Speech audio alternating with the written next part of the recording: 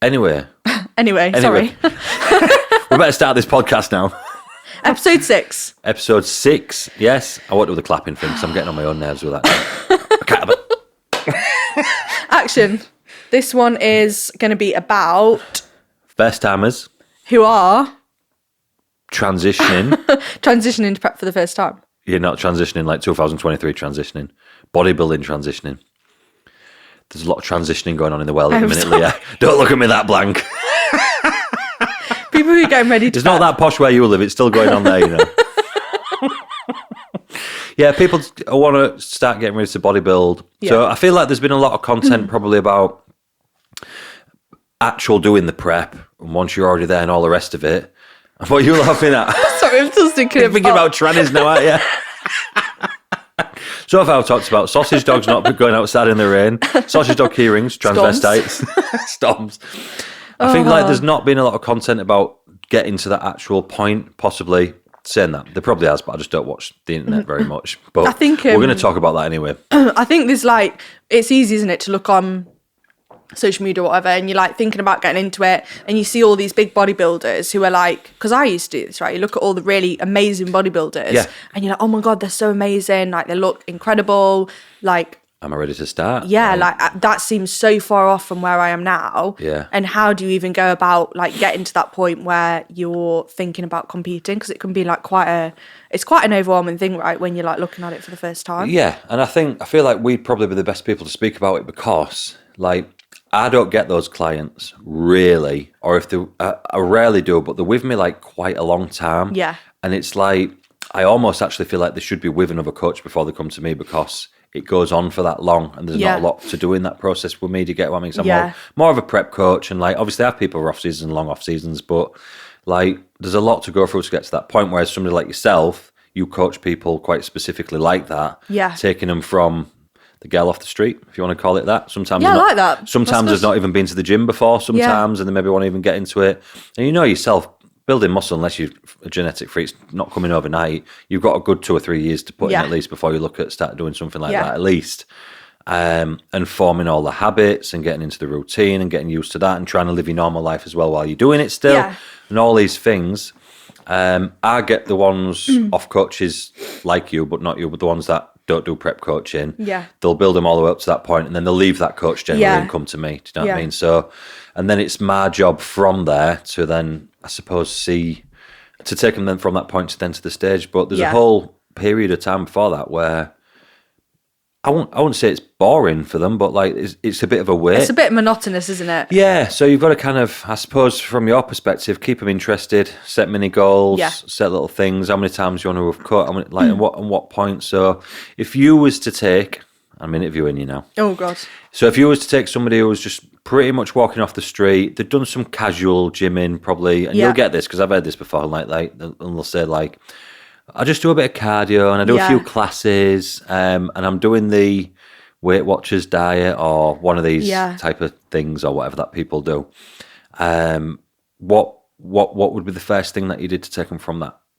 So the first thing that I would do, so the way I do mine is I map it out into like 8 to 12 week like mini blocks as such, because I think, you know, when you've got someone that's like relatively new, like I could look at this and be like, right, I'm in off season for a year, great, whatever. You know, whereas you get someone that's new and they can't way too long. That amount of time, they need like little mini things in between.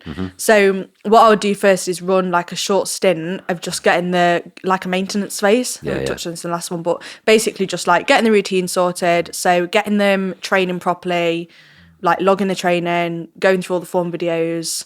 And then normally what I'll do is someone's like come from a very like sporadic nutrition up and down type thing is we'll just get the structure sorted with the meals. So the way I tend to do it is we'll do like a bit of a hybrid of like, they'll have like example meals, but then I'll show them how to track the food, or, you know, so they've got they can bounce in and out of it as they please. Yeah, because what they can do then is they've got structure, they know what the meals need to look like, but then I can help them with, you know, if they want to swap things around or they want to track their own dinner in, like they're having a family dinner or something, they've got a bit more flexibility in terms of like having the knowledge to be able to bring in their own stuff as well, because then that gets the structure sorted, right? So Yeah. then they're on like a good amount of calories, the structure's pretty much nailed. But what I find with a lot of those people is it takes them quite a long time to like, you know, when you get a client, you probably give them a meal plan and they follow the meal plan. Yeah. Whereas with a lot of the girls I work with, it takes us probably a good, in some cases, 3-4 months to even get them consistent with the nutrition. Yeah. So it's like working through, right, okay, this week we're going to work on prepping your lunch or getting your lunch ready for work. Okay. So you have to like take it a bit more, just one step at a time. Yeah. So once then I've got the structure sorted and the training hard and the hitting everything, then you can kind of gauge, right, where are we at? Do we need to go into a building phase? Do we need to go into a fat loss phase? Because I think the structure is very similar to like bodybuilding. Yeah, and just run it round in blocks like that. Yeah, I think it just takes a bit longer to actually get that. They're not getting any muscle, have they? Yeah. Generally, so yeah. You have to work through that. So what do you do then with impatient people? How do you treat them? Yeah, because you get some clients, I bet you all have had this as well. You get some clients where they come to you and they just want to compete like straight away, and they don't have an understanding of actually how long it takes to get like ready to get on stage. Yeah. And I get some of these, and it's like, it is a question that I get asked sometimes, like when do you know if they're going to be ready? And for me, all this background work's been done by either people like yourself or they've done it themselves or whatever. And then if it hasn't, because sometimes I'll get people come and they've got a decent amount of muscle, but they've not really used to living the life. Yeah. So I'll have to take them through living the life for a little while, but it's not as long as a process, do you know what I mean? Because a lot of that's already kind of been done. Yeah. But they've got the muscle, so you get loads of people that they'll just be eating whatever, eating protein bars, eating this, eating that, slamming whatever down them. They're semi-lucky genetically, and they've like gained some muscle just off the back of just training like crazy and all the rest of it. So I get quite a few of them come through. But I think and I had this conversation with a client this morning, funnily enough, I'm just not a compliant coach, as in like I'm not just going to go along with what the client's saying. Do you get what I mean? Yeah. So like, and you see this a lot, and this frustrates me when I see people on stage, and I just think they shouldn't be on stage. Like they're not ready. Just not enough muscle. Yeah. I mean, conditioning's a different thing. That's like they've probably messed the prep up, or they didn't know what they were doing or whatever. But like someone who's just too small, they've just not got enough muscle yet. They've just not taken enough time before to like get ready. Yeah, and I think that's a bit of a key point. I think there's a point in the middle where you have to decide, like, are they ready or are they not? And it's that kind of key point, that taking people from that. And I did just say to someone this morning, like, because they were wanting to compete. They've just started with me a few weeks ago or whatever. They was wanting to compete in like June, and I had to kind of say, like, because she's not even in her poses yet. Do you know what I mean? So it's hard to completely give a thing until she gets in some poses. But I had to say, I think we're going to have to wait maybe till the following year. Yeah. And that can be quite a hard conversation for coaches to have with clients, like, because they don't want to upset them. They might leave, and they might be worried about like. But I think if you get to the point where you're more worried about your income than you are your clients' best interests, then your income should probably go and be downhill anyway, because you're worried about the wrong stuff. And I think what you can do at the start as well, like if you get a client and you think, they're interested in competing, like you can just sit down and just map out like a time frame. So like what I will do with, and you do the same as well, what I'll do is I'll sit down and be like, right, this is where we're at. This is how long we need to probably be in like a building phase for, because we need to build like quite a lot of muscle or whatever, and we'll map it out, and then we'll be like, right, and we'll do like a bit of a mini cut here, and then they've got an idea of, right, this is what the next like 3 years look like. Yeah. And it creates, it creates a little bit of urgency as well. Yeah. Because if you're just like, let's just keep training. Yeah, people drop off face of the earth, won't they? Imagine if you were just rocking up and you were like, I'm just, I'm going to compete at some point, but for now I'm just like training and eating my food. Yeah, and I kind of used to be a little bit like that even when I was coaching, because I was so driven as a competitor. Yeah. And we never had all this like working in blocks and shit like that. It was just like, go to gym, smash. Get the right music cycle. Yeah. It was just up like, so when I started gym to doing my first show, it was 4.5 years. Yeah. From when I walked into a gym. It's quite a long time, really, isn't it? When it's 4.5 years. Yeah. And like, I just want I mean, it's bodybuilding, so obviously you need a bit more muscle. Yeah. And I wasn't doing the right things in them time. Don't get me wrong. Like, I didn't know. I mean, I think I spent the first year, I didn't really know what protein was. I just went to the gym and was just training like fuck. And I was growing. Yeah. And then, like, after a year, my mate was like, what about them protein shakes, do you think? So don't get me wrong, I want bodybuilding that time. Yeah. But my mate was like, what about them protein shakes? I was like, yeah. So we went to, like, health shop. Yeah. Bought a tub of, like, granny protein or whatever and, like, shared it. Was having, like, one a day. Was like, oh, yeah, I can feel it working. Creatine in, like, capsules, like these big capsules that you swallow and that.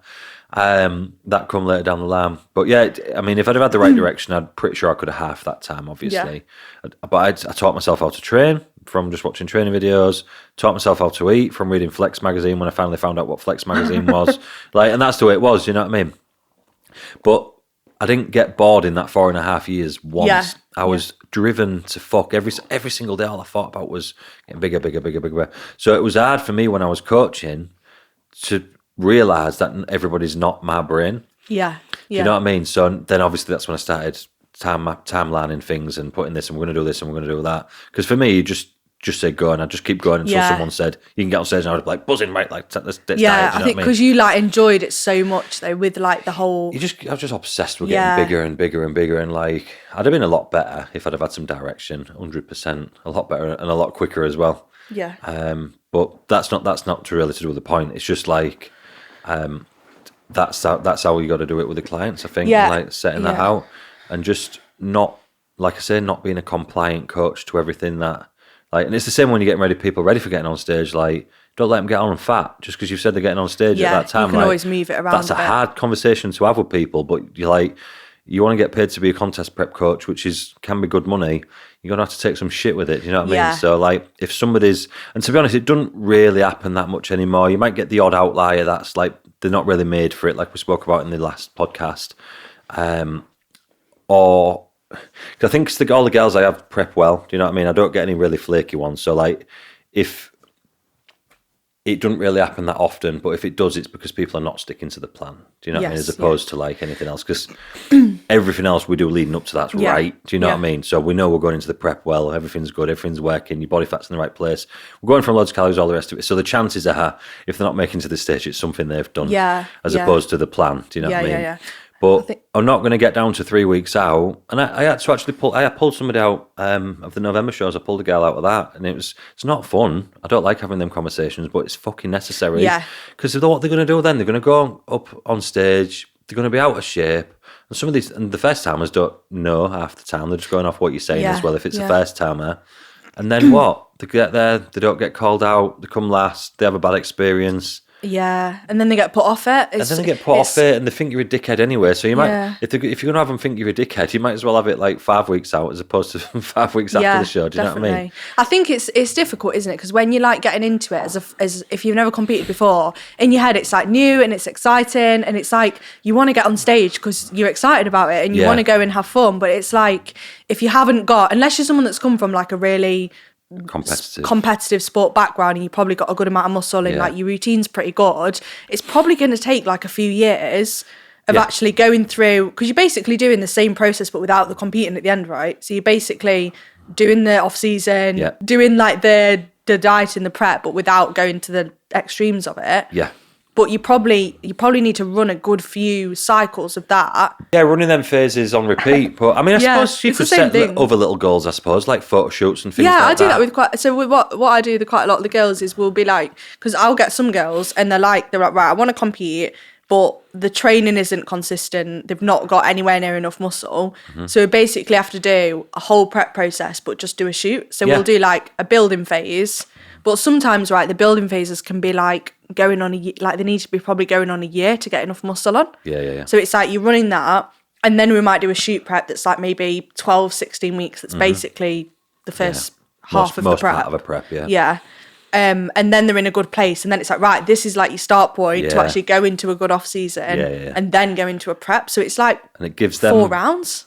Yeah, but I mean, the cool thing about that, especially with the photo shoot thing, which I do think is a great idea, it gives you an insight and them an insight to where they're at. Yeah. Because like you say, with girls, especially in the off-season, like, sometimes they'll diet down and there's nothing there, and sometimes they'll diet down and you're like, whoa, where's all that come from? It's so good, isn't it? So you never quite know.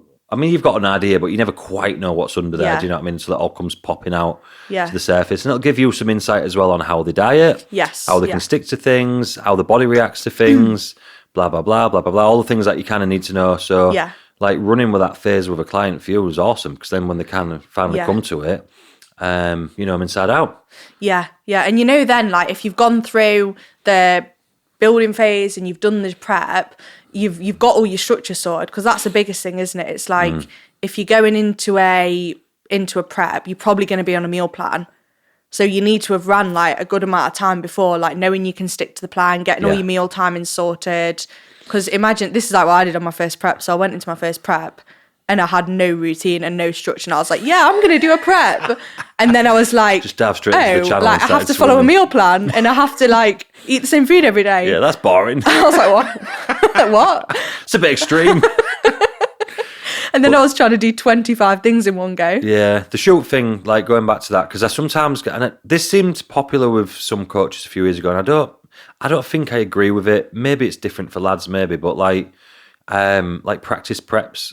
Yeah. And getting in like actual stage condition. Like shredded. Yeah, and then like peaking and doing all this, and I'm like, you might as well just get on stage, really, because the amount of damage you're causing to you. And I say damage loosely because it's not damage, but it's like, it's something that needs recovering from generally for a female. Taking it all the way down to stage condition. I mean, I'd argue and say like a photo shoot is 5-6 weeks out condition for an okay photo shoot, really. Yeah. And that's when it starts changing after that point, doesn't it? Yeah. So, I mean, and every girl's different. Like some girls will just fall off and get shredded and everything's good, but generally you're going to have to push. So all these mock preps, I don't think you see them that much anymore. They was popular a couple of years ago. And I was thinking when I was looking at them, I don't know if that's a good idea. You know, I don't think I would like to get like, if I was doing. You want to go through all that? No, just to have a look. I would not be doing that. That's what I mean. Just to have a look and see what it's like and all, and then you've got it all to. It just doesn't make any sense. But I get going down to like 4, 5, 6, 7 weeks out condition, whatever that might be for you. Like that's pretty good. That's manageable. Yeah. Not loads to recover from. Probably most girls still got the periods at that point and things like that. It's mad. And I know this is a bit of a sad topic, but it's mad the difference in the way people's periods go. Like some people, you pull a bit of food off them, and like a month later it's gone, and you're like, Jesus Christ, you know what I mean? The body's like panic mode. Stop. We don't need to be having babies right now. And then some of them are still having like a week out, and they're like, "Oh, just come on period." And I'm like, "Well, at least that's it's there mad, now." Isn't it? That still happens. I have a bundle that happens to. It's crazy. Yeah, I did it with one girl that was. I won't bother saying the name just in case they don't want me to say. But like on them last shows, and she was like comparing pictures from like, because we've done quite a long season. Yeah. From like a week before one show, I think it was, until a week before another show, and I'm looking at it, and I'm like. Because we've been reversing like towards the back end of the shows, like away from the shows. I know you talking about. And I was looking at it and I was like, I said, that's hormones, that. And she's like, I can't remember what she said. I'm like, I'm sure. And then 3 days later, she come on a period. Yeah. You know what I mean? So I'm thinking, how she softened up from, do you know what I mean? Yeah. And it come out of nowhere, and places were still tight and others were. And I'm like, that's going to be, and it was, that happened just before the show. Yeah, that's mad, isn't it? I know, it's mad. Yeah, it's mad. So some girls, but I know that's a bit of a sad topic, but I do find it crazy how some people's bodies are so like do you reactive. think people have like a set point as to where they naturally like sit body fat wise, and like some people's bodies are happier, like can stay leaner and the bodies are okay, and then some people maybe, yeah. I mean, the person I'm talking about, that was the leanest she's ever been in her life. She's been competing quite a lot of years and she's never been that lean. Yeah. And she still managed to keep a period. Smash the prep. Yeah, she's a good prep, yeah. And she still managed to have all that. So I don't really know the answer. We can look. This is the thing with all like scientific stuff. Like you could look into it as far as you want. It's not going to change the reality of what's happening. Yeah. I just react to what's happening in real life, and we go from there. If someone's due on a period, don't carb them up. Do you know what I mean? It's as simple as that. A bit fuller. Don't do anything where it's going to make it even worse. Yeah. But anyways, getting down to them points of what you're talking about, they might lose the period, some of them, but generally a lot of them have probably still got it at that point, really. And I think at that point you can see like what someone's looking like when they're leaner. That's the valuable bit. Yeah, and also it gets them in the right frame of mind to be like, right, this is what a prep this is how strict it needs to be. This is what I need to get done. And you can sort of like set the tone then to be like, right, this is what your prep's going to be like. Are you happy with that? Like, do you feel okay with it? And they can be like, this ain't for me. They can be like, no, I'm not about this life. You're like, that was fairly easy to get to that point. It's going to be another 6 weeks of pushing from this point. And they'll be like, I ain't doing that. Sack that. Yeah. But yeah, so I suppose setting that, you've got your own little, like, I don't know, phase of life to go through before you look at the bodybuilding. Do you know what I mean? Before it actually gets to that, there's a big chunk of work that can be done, which is nice for people to know that are watching this that probably don't know that, because they'll be thinking, this is a never-ending piece of string, this. So I can even start looking at going to a proper bodybuilding coach and blah, blah, blah, and all the rest of it. Do you think there's like a best time to go? Or do you think, because I think like the longer the better, really. Yeah, what best time to move over somebody like myself? Yeah, so like if you've got someone that's maybe like very, very much with a lifestyle coach and they're like the one to prep, do you think there's like a set time, or do you think just... Yeah, I think just if there's a little bit more muscle left to be gained, that's sound. Do you know what I mean? Because we can do that. But like they're already, like you say, they're already in the getting used to eating like a bodybuilder, training like a bodybuilder. They can already train, because there's no real point in coming to somebody like myself and like, I've got to go through all the training. If they don't know how to squat, they don't know how to like perform basic. Like there's no, I'm wasting what like they're paying me for. Do you know what I mean? Because that's not where I sit best for my skills. Do you get what I'm saying? Mine's more to take people to the next bit. So they're better off with somebody that's not quite there. Do you know what I mean? Yeah. And go through that. And I get a lot of like, a lot of calls, and I have a lot of calls with people, and they'll come from coaches that they're doing a fantastic job. Do you know what I mean? When you came to me from Danny, she'd done a really good job with you. But they've just not got... And sometimes the coach will be like, oh, I'll take you through a prep. And I'll often get like, if I'm doing this, I don't want to really be chancing my arm on that. They're going to get it right. Do you get what I mean? Because obviously I've been doing it on repeat for millions of years. Yeah. They just know that they're all right. Do you know what I mean? So I get a lot of that. I get a lot of them feeling a bit guilty about leaving them coaches after they've been with them for ages and they've done such a good job with them, got some good places. I get a lot of that as well. Yeah. But then, it's just kind of handover, and there's no mark on the coach. Do you know what I mean? It's just like, you just use your different coach for different choices. Do you know what I mean? Yeah. And sometimes there's a lot of resetting to do. Sometimes they might come from some maniac coach. I'm just thinking, what the hell? We've got. I bet you've had some mad stuff, haven't you? Yeah, I've had some mad stuff. Yeah, mad. I can't. Can you say this on the podcast? What's like the craziest thing you've had when a client's come to you, and like what coach has been doing with them? I had a call yesterday with a woman, and she'd actually done a show, and the coach had her on 3,500 calories in the off season and no cardio, and then the prep started at, I think it was, I can't remember what she said, say 16 weeks out. Yeah. Put her calories down to 700. What? And then a cardio started at an hour and worked its way up to 2.5 hours. And she did the prep? She did the prep. Wow. And then the coach, I don't know how much I should say. I'm not mentioning any names, am I? So it doesn't matter. Yeah. And then the coach just ghosted her on prep on peak week. Oh my God. And then posted it on his grid after she come third. That was. I said this was only the other day. This.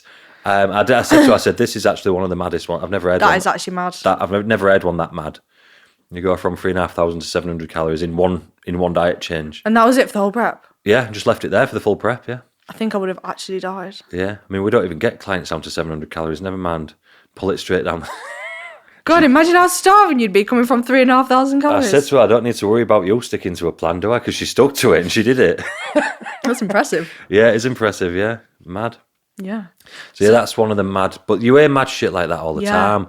I'll have them where they come and they'll be eating like 700, 800, 900, 1,000 calories, and they've been doing like circuit training type cardio, like for 6 months straight. Yeah. And they're still nowhere near in shape. Yeah. Not that should validate any of it anyway, but they're still nowhere near even in shape. And then often, and I've just been through this with quite a few girls this year actually, that came to me in 2022. I'm spending a full year fixing that. Yeah. Yeah, blood's done, they're fucked. Bodies, as soon as you give them an extra 100 calories, they gain 2 pounds. Like, it's like that. Yeah. They're just in dire straits. So. And you have to spend time, like, basically working fixing the food up, getting them in a good spot again. Yeah, working through all the stuff that obviously you have to go through normally, but fixing all the problems, and they have to go through generally a phase where they get quite fat. Yeah. Because there's not much way ducking around it at that point. Yeah. That's actually really interesting, because I find that a lot with, like, you know, when I get clients that have come from really heavily dieted backgrounds, or, you know, it's normally typical like mums that have spent like years. Yeah. Like, on the fad diets, like up and down, yo-yoing. How long have you been dating for? 3 years. Since 2007. since I had my last child. How old is he? Is it college? That actually happens though. That's the mad thing. I know. Like they'll be like, I've been trying to lose weight since I had my kid like 25 years ago. Yeah, I know. But then it's like they've basically got themselves in a position where they're doing like no proper training and are just hammering the diet in. Yeah, and then you have to, it's like what you just said, you have to spend so long like working the calories up. Yeah. It's hard to keep the faith because obviously they see themselves getting fatter, and they have to say to them like, "You're gonna have to go through. You've done that. Like now you're gonna have to go through this. But give it 12 months and we'll have it sorted. Do you know what I mean? Yeah, you have to like build it up to come back down again. Yeah, you have to build it like we say with after a bad post show. Really, yeah, you've just got to spend that time building up. Yeah. Getting a bit of blood work done is often quite handy because you'll often see that the thyroid's a little bit in the gutter and things are a bit crashed down and all the rest of it. And then we get the blood work done later in the year and it's back in a good healthy range and all the rest of it. Yeah. And then I'll be like, let's go. Yeah. And then we'll take some off, build them back up, and then they're sat in a nice spot, and then they start looking at doing what we want to do then, which is bodybuilding. It's like a priming phase to get them actually ready. Yeah. To go for it. And do you know what? I've got a lot of respect for them girls. Yeah. Do you know that? Just put the trust into, because they've probably put the trust into a lot of idiots before that, and they don't actually know what you're going to do. Yeah. So I've got a lot of respect for the fact that they'll put the trust into you to take them through it, and like, they can see that they're getting fatter every week and fatter, and they're not comfortable. Do you know what I mean? Because they've spent X amount of years not eating much and staying in averagely not great condition, but not too fat. And you've got to go through all that to get them back to where you need to. Yeah, because it's like you can't go the other way, can you? Because if you got someone... No, what are you going to do? You got someone that's on like 1,1400 calories, like you can't go down. Chronically dieted. What are you going to do? Like, I know, you can't go anywhere, but up. Yeah. And then let them sit there for ages. Yeah. And get everything fixed and then knock them back down, get them in shape. Yeah. Yeah, same. Yeah, that's basically like the... That's basically the main thing, isn't it? If you're thinking about competing, you got to just run those phases before the actual competing and go through like getting your structure sorted, getting your routine sorted, getting your training in a really good spot, and then you're set to actually go into the actual bodybuilding. Yeah. The actual bodybuilding part of it. And then if you've got a coach that does both, like Leah, or then it's time, if you haven't, and it's time to move on to someone more experienced, like myself. Yeah. Plug. To then take you through that. But yeah, I think that's a lot of it, really. Yeah, and even if you're looking at, so I'll get some girls that have come from like just purely lifestyle coaches, and they're like already training well, they're like in decent shape, they like know how to train properly, and it's then just like maybe transitioning, like the coaches might have done a lot of like if it fits your macros with them, or like more flexible, like social stuff, like that sort of thing, and then it's like transitioning onto more of a meal plan structure, or like even things like looking at setting the meal timings in place, that sort of thing. Do you feel like, I feel like we went through a phase a few years ago where if it fits your macros for bodybuilding seemed quite popular? I think like it's gone back to normal now. I think a lot more people are just following food plans. I feel like this was like a real big thing a few years ago, and I don't get anybody mentioning it anymore. Because, I don't know if you know or not, but on my information, when I send it out, it says on it, know if it fits your macros, because that's not how I work. That was the thing that made me most nervous, when I joined you, because I'd only ever done if it fits your macros, and I was like, oh my God, I'm going to be on this weird chicken and rice diet all the time. And like, we've said this before on the previous podcast, haven't we? But so many people are happier with it when they finally switch. It's so much better. When we go, like we've mentioned, we have the meal plan with the freedom calories attached to the top, and then your off-plan meals every week. You've got the best of all worlds there. But I feel like in bodybuilding, it seemed really popular a few years ago. I think people just like to try new stuff. And then when they start realising, actually, this isn't as good as what we thought it was all that like a calorie is a calorie, a carb's a carb and all that shit. As though it doesn't act differently in the body. Do you know what I mean? When you're eating it, like obviously it does. It's got a lot of different effects when you're eating it. As opposed to just being a calorie and just being a carb. I think people have probably realised a bit now and they've come back a little bit. There's obviously plenty that are still... They just don't want a meal plan, and that's the end of it. They won't ever change from that, and they'll probably diet on macros, which some people do.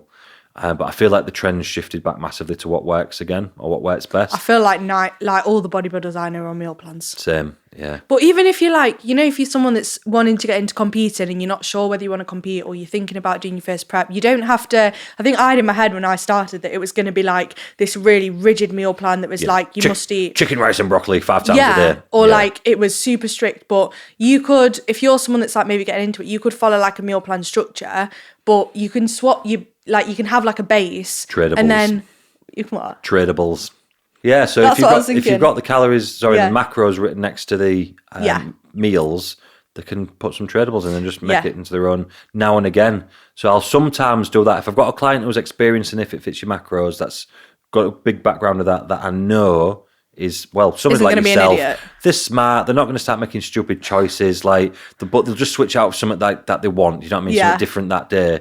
I'll just say on the top of the plan, option to exchange, I can't remember what the wording is I use, but option to change for macros if you want, and then they can just switch that meal for meal then. Yeah, but it massively helps having like a structure, because then what I'll do with some of my girls is they'll have maybe, so a lot of the lifestyle girls will be on like 3 main meals and then like a pre-workout snack or like a meal or something.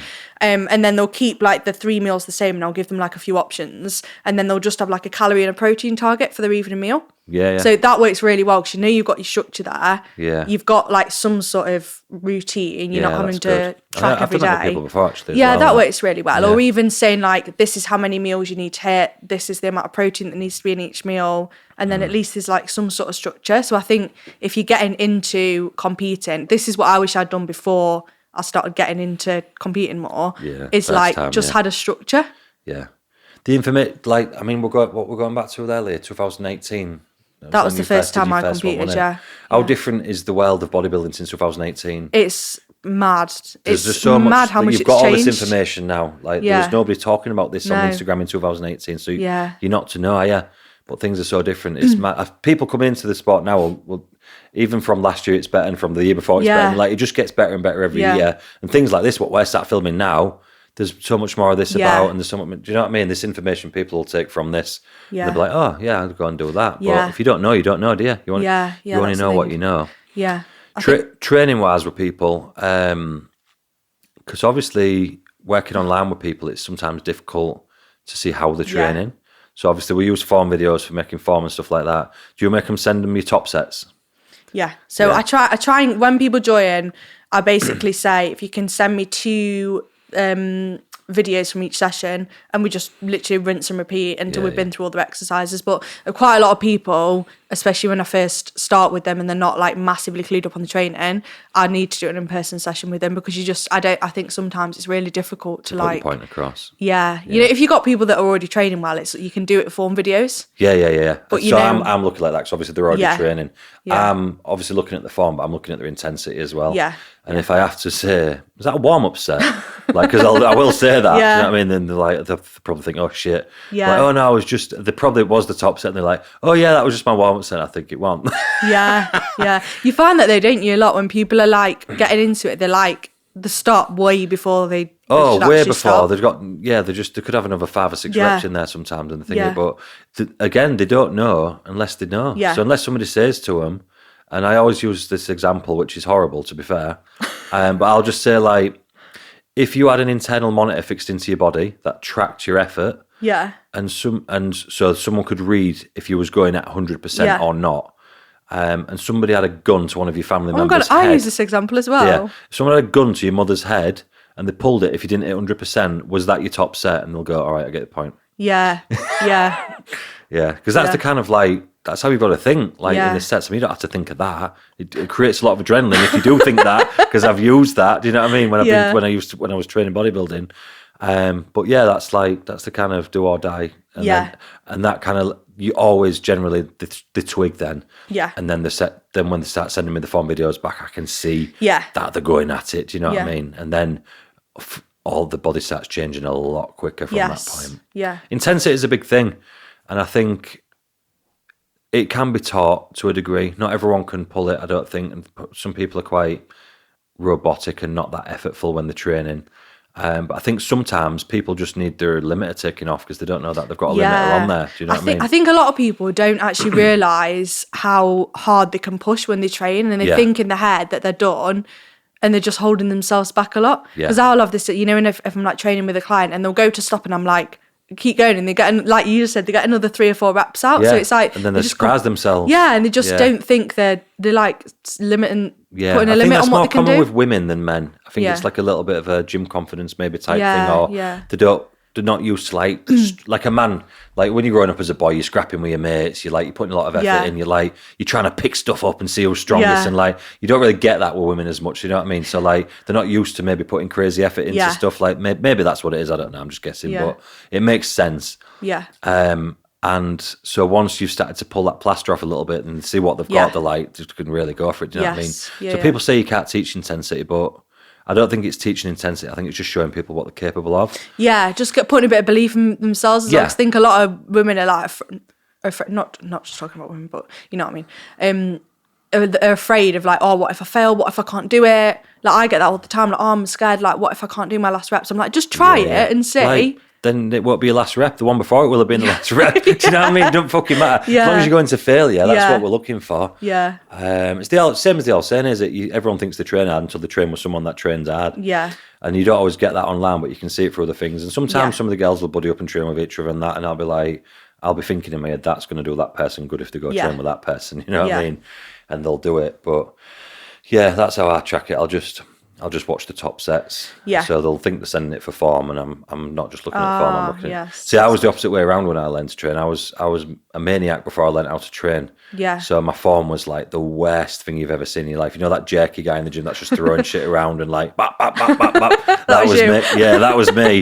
But I was intense, and I grew a lot of muscle like that. I got a few aches and pains like that as well. But then I learnt the form actually further down the line. Yeah. Yeah. But I'd rather tame a wild bull than try and make a tame bull wild. You know what I mean? That's where I am with my clients. And sometimes I've just got it. I used to get girls like that when I was personal training, and fellas obviously when I was doing that as well. They come in the gym and they've just got it. Do you know what I mean? I think it must be in my family gene. I think because my brother doesn't train, but he has trained now and again. And he's a big 6-foot kid, big broad kid, but he doesn't. He works on building site and just drinks wine and beer, and he's not interested. But when he has trained, I was looking at him from the other side of the gym years ago when we was young, and I thought, that's my brother over there.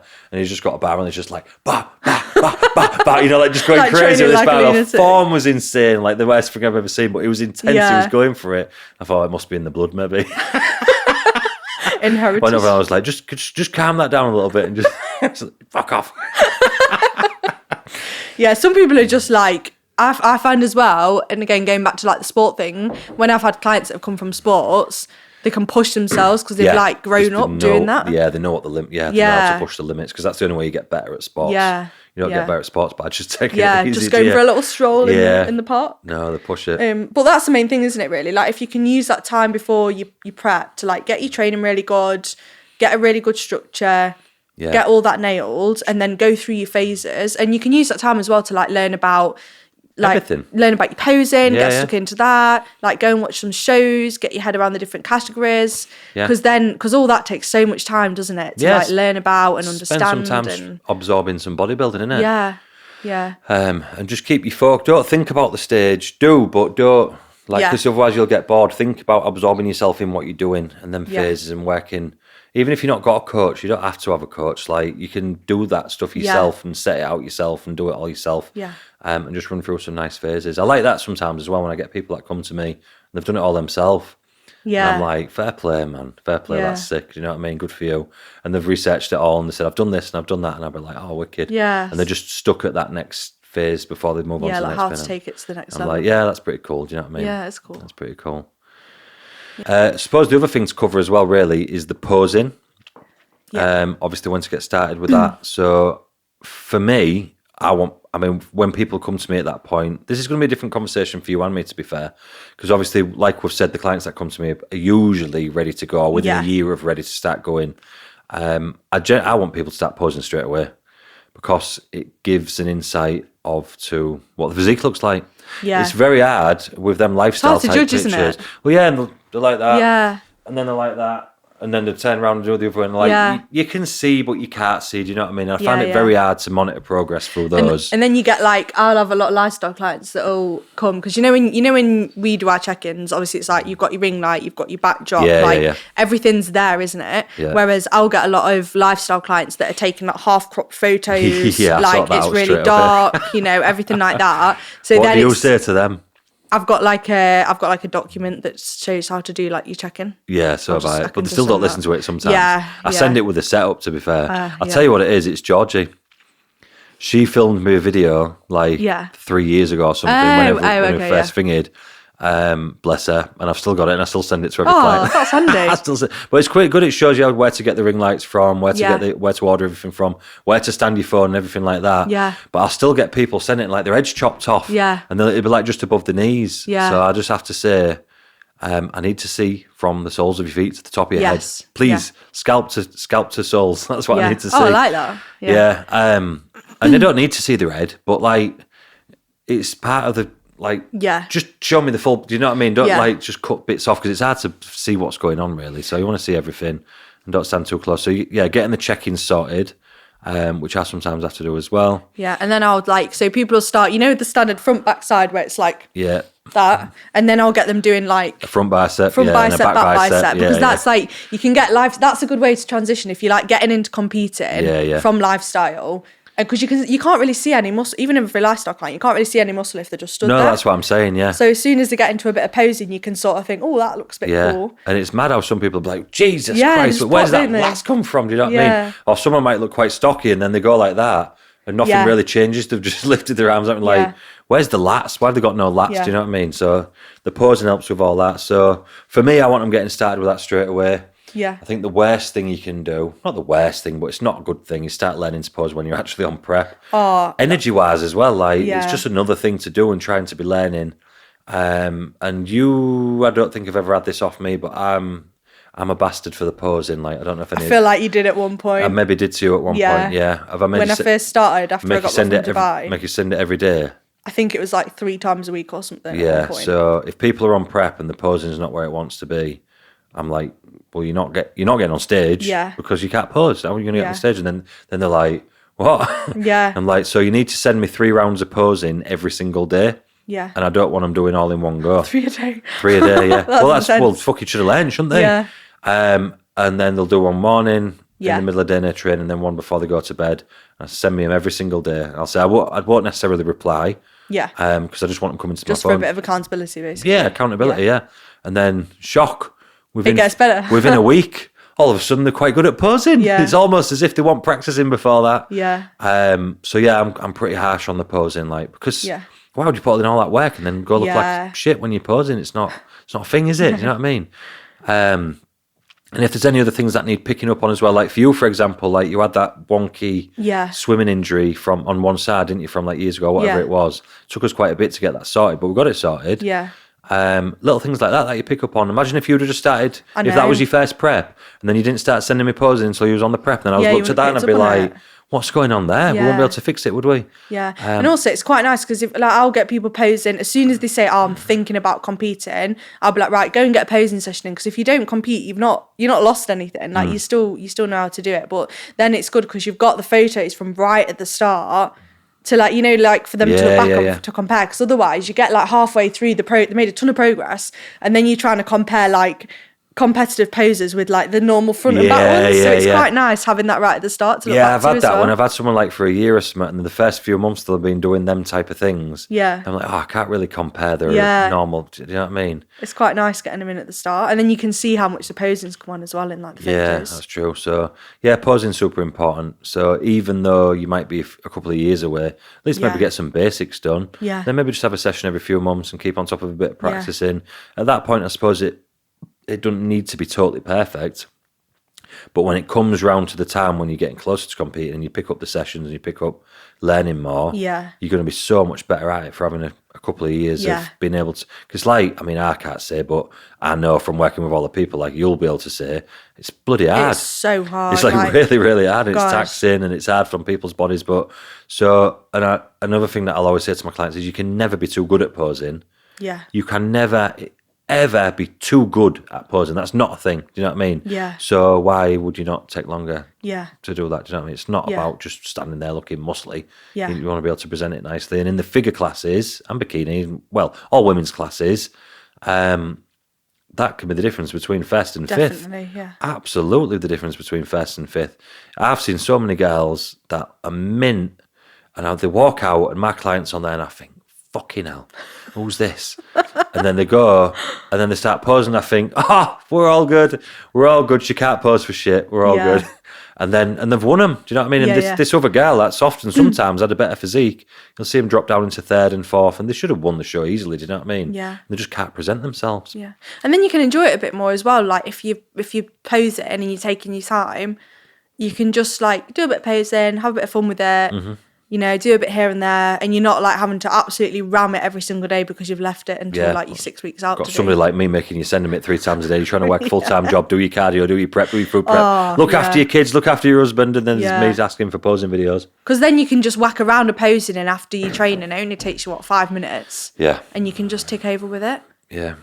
I try and get people to just do it, like learn it in their off season, and then you want it really done before they start prep. Yeah, and then it's just a case of adjusting it as they get leaner to suit the physique, what it looks like as it gets leaner, because so much things change. As you'll know, I'll have people doing certain poses, or they'll be doing certain poses, and then they get into the prep, and they'll come see me, and I'm like, just try this pose, just try that pose. Move that like that, do like that. That looks better now you're lean because you couldn't see it the rest of the time. Do you know what I mean? And you know what? You know, if I get girls sometimes that are like new to it and they've never done any posing, I'll get them to, in the posing session, do bikini and figure and just learn. Not properly, but just learn both. When they go the first time, I'm like, I'll say to Kayla or whoever they've gone to, just do them in both so I can see what they look like in both. Then we'll make a decision from there. Yeah. Because you get some people, don't you, that no, I categorically want to do figure or whatever. But you get somewhere it's like they're so new to it and you don't know until they've gone and tried it. No, because they're stood there in lifestyle poses and you don't really know. Yeah, so we're all going through the same things there. Yeah, so basically start really early. Honestly, I found a video of my my posing on my first show the other day and I was mortified. I was watching it, I was like, I'm going to find it after this and show you. It's literally the worst thing I've ever seen. I mean, I'm really confident, so good on me for that, but honestly... Bland confidence. It was awful. Yeah. It was a body power, actually. I know, I think you said, that was your first one, yeah. And what was it, figure category? It was toned figure again. It was by the time I got to the PCA, it was a little bit better. Was it? What federation was that? UKUP. Ah, right, they do toned figure, yeah. UKUP. That's long ago, yeah? I don't know. Ultimate physique or something. Something like that, I think they are, I was like, for sure, I'll go straight in at the biggest fitness expo. Body power. UKUP used to have a show there, and I think UKBFF maybe had a show there as well, maybe. I can't remember now. Yeah. Mad times. Yeah, so that's probably about all wrapped up for people looking into getting to competing. Hopefully that was valuable for some people. And there's some good phases to go through for you all so you don't get bored leading up to the shows. Yes, definitely. And if you've got any questions on if you think you want to get into competing or even if you want to get into bodybuilding, because you don't have to, you could go through that and not compete. So even if you want to get into bodybuilding, there's lots of people who still enjoy just doing that on repeat. So many people then living the social life. Yeah. Still all kind of around it and doing shoots in the Midland. Yeah, that's what I think I'll do. Still living the life. After I've done competing. Yeah, that's pretty good idea actually. Yeah, it's quite fun. Get loads of nice photos. But anyway, if you've got any questions or you're not sure, you can just drop one of us a message. Yes. Dan's like, don't message me. Message Leah. I'm only joking. You can message me if you want. My inbox is always open, guys. Brilliant. And that's that. Yeah. Right, thank you very much. See you on episode number... 7. Next one. Yes. Wow, being double figures soon. No, it's flying. Cut!